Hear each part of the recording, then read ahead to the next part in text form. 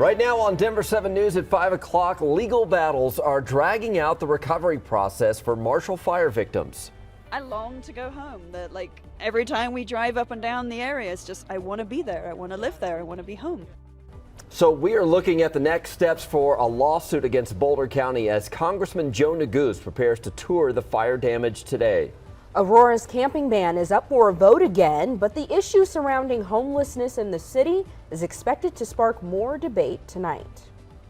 Also, free agency kicks off today in the NFL as the Broncos look to build around their new quarterback, Russell Wilson. Denver 7 Broncos insider Troy Rank breaks down the holes the team still needs to fill. And Russell Wilson could be introduced on Wednesday when the contract becomes official.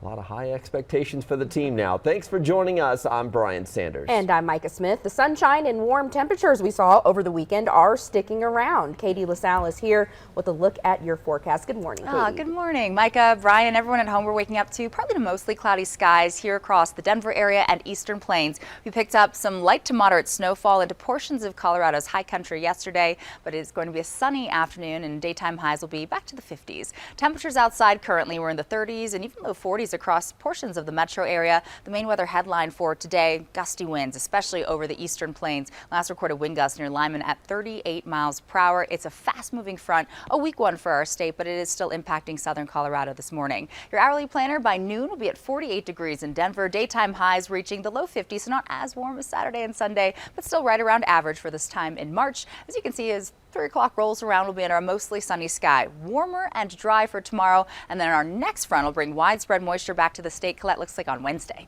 You know, I really can't be mad at that Monday forecast. It honestly looks pretty nice.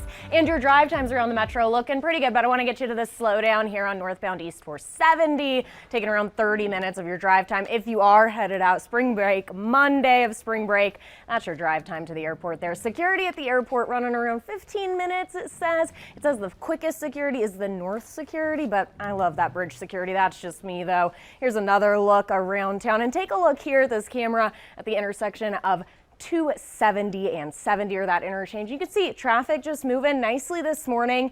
It's really not a bad day to be on the roads. And here's a look at some other drive times around the metro for you. If you're headed to Boulder, they're on 36. Not bad at all. South of town looking good as well. Who knows if you're up this early?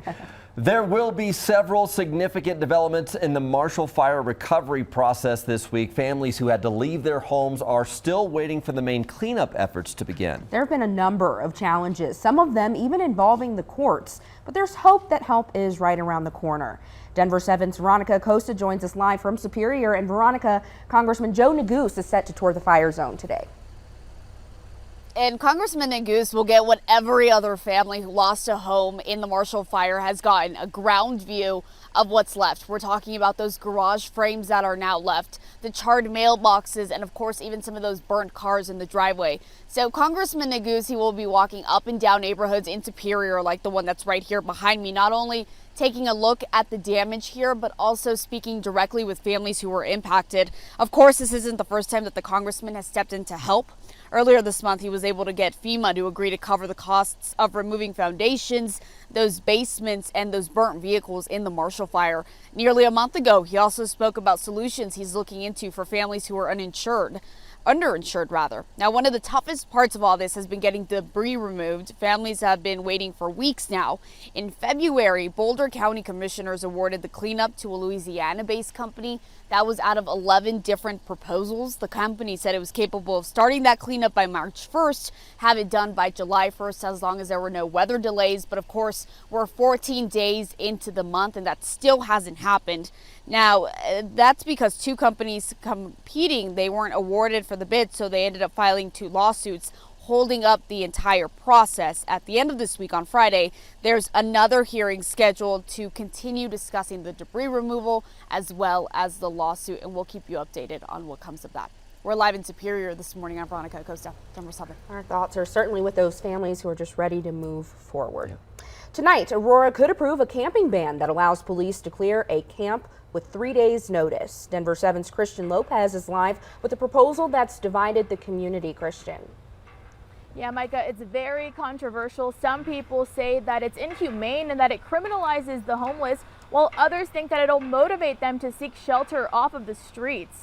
Now, back on March 1st during the council meeting when this got the vote to move forward, things got heated and that discussion lasted for about 4 hours. And what this ordinance would do is it would allow police to remove homeless encampments after city officials give them 72 hours notice to move. And if people don't comply, they could face citations, even arrests. But the city would have to make sure that there's enough shelter space available before requiring them to move. And it was exactly a year ago that Mayor Kaufman introduced this ban, and it actually failed back in August, but now it's back on the table. And Aurora would join several other Colorado cities who have enacted a similar ban, like Denver, Boulder, and Fort Collins. And the latest numbers show that there are around 594 people experiencing homelessness in Aurora, and that number is actually expected to be an undercount. And tonight at that meeting, that ban could receive final approval. I'm Christian Lopez, Denver 7. A bill to guarantee abortion access in Colorado will go to the House for a third reading today. Over the weekend, the House debated the Reproductive Health Equity Act for 23 hours. If it passes, the bill heads to the Senate. For some context, this bill guarantees a person's right to use or not use contraception. It affirms abortions are legal in the state, and it prohibits state and local entities from denying, interfering with, or discriminating against someone who has had an abortion. Leaders from Ukraine and Russia will meet for another round of peace talks today. Russia is still demanding Ukraine change its constitution to commit to not joining NATO or the European Union. Meanwhile, members of the Biden administration will meet with officials from China in Italy today. It's over reports Russia asked China for military and economic assistance for its invasion. The White House National Security Advisor says there will be consequences if China helps Russia minimize losses from the global sanctions. The Russian military, meanwhile, is expanding its targets, hitting a military facility just 10 miles from Poland. That's the closest attack to a NATO country's border. 35 people were killed and more than 100 hurt. A Coloradan with a family in Ukraine returned from the war-torn country last week after rescuing 5 of his family members. Michael Winar met his family on the border of Slovakia and Ukraine. Everyone except his brother-in-law was able to cross. His brother-in-law is 36 years old, and Ukraine prohibits any men 18 to 60 from leaving right now. Michael's relatives are now refugees in Slovakia, but he says Ukraine needs more support. I think America can do more, and I think America has to do more because they see, tens of thousands of people getting murdered needlessly. Says his family will stay in Slovakia until the war ends. If the situation escalates even more, he'll try to move them to the United States. Your time is now 5:08. How are you feeling after the time change? It's a little rough over here. Spring forward is the hard one because we lose an hour of sleep. It can also lead to more car crashes today because drivers are tired. We asked a sleep expert what we can do to help with the transition. Get up and get natural sunlight in the morning and go to bed an hour earlier, even before. And you may naturally do that. If you're tired because of the time change, you might naturally just want to go to sleep earlier. Instead of 10 p.m., you might want to go to sleep 9 p.m. because you're just tired from your sleep homeostasis changing.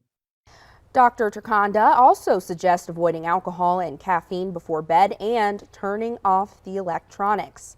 Now it's time for you to weigh in. Right now on the Denver 7 Facebook page, we're asking how the time change impacts you and how you and your family adjust. Michael says, I change my clocks and get on with my life. Shelly says she doesn't like the back and forth and there's really no need for daylight saving time. Becky says, this is the best day of the entire year. Sure, we're all tired and confused for a day or two, but in exchange, we get to leave behind the dark, depressing days of winter and get our lives back. That is a way to look at it, Becky. We want to hear from you. How are you adjusting to the time change? You can join the conversation right now on thedenverchannel.com. Katie, how are you feeling this morning? I'm doing okay. Thanks for asking, Micah. Yesterday, waking up was a little tough with losing that hour of sleep, but hey, it was a beautiful Sunday and round out to our weekend. This morning, expect sunshine, 11 o'clock, 45 degrees, topping out in the low 50s. Now, we are tracking our next cold front this week. Some more snow in our Denver 7 forecast. I'll show you that coming up. And Katie, I know you know this better than I do, but the early bird really gets the worm. Here is a look at traffic right now. We're starting to see more cars on the road. This is 25 right there by 20th. I have an update on all of your slowdowns that are starting to come and anything you might need to know for spring break, whether you're heading to DIA or the mountains. I'll let you know what it's looking like out there on the roads. Thank you, Colette. We've heard from so many of you over the years about being taken for a ride by contractors. Well, now we have some advice from the Better Business Bureau so you don't lose money to a scam. And nobody puts the GOAT in the corner. That's right, we're talking about Tom Brady returning to the football field after just 2 months of retirement.